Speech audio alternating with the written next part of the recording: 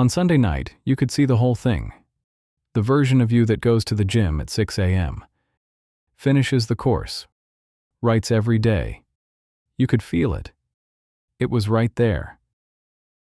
And by Wednesday, it was gone. Not the goal. You still want the goal. Just the feeling that made it seem possible. That's what vanished. And here's the part that makes you feel worse. You know exactly how it goes.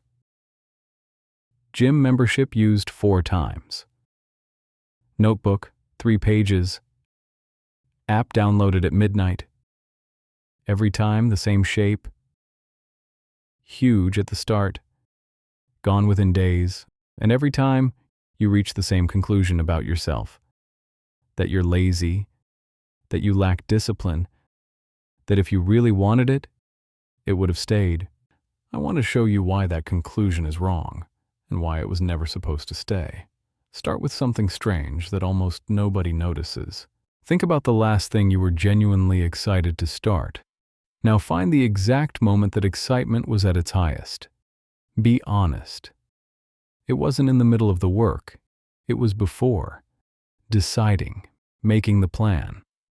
Lying in bed, picturing how good it was going to be. The feeling was strongest when you had done absolutely nothing. That should stop you. If that feeling were really about the goal, it would grow as you got closer to it. Instead, it's loudest at the exact moment you're furthest away, before a single step. So what was it actually reading? Not the thing. You hadn't touched the thing yet. It was reading the version in your head. The gym is easy. The book is half written. It all works. And that version only exists in one place, before you begin. Here's what's really happening, and once you see it, you can't unsee it. What you feel at the start isn't fuel, it's a signal. It fires to get you to start, floods you with drive to push you over the edge. Buying the running shoes feels amazing, and the first actual run feels like nothing. It isn't built for the run. It's built for the buying, the deciding, the leap.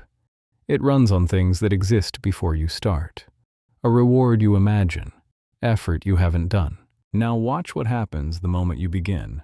By Wednesday, it's a real 6 a.m., real cold, real sore legs, real traffic. The effort stops being imagined and becomes concrete, and concrete is heavier.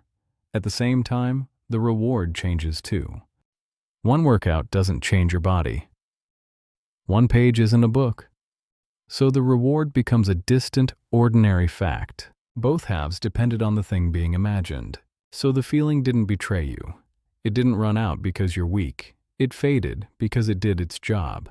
It was there to get you moving. You moved. Then it left, right on schedule.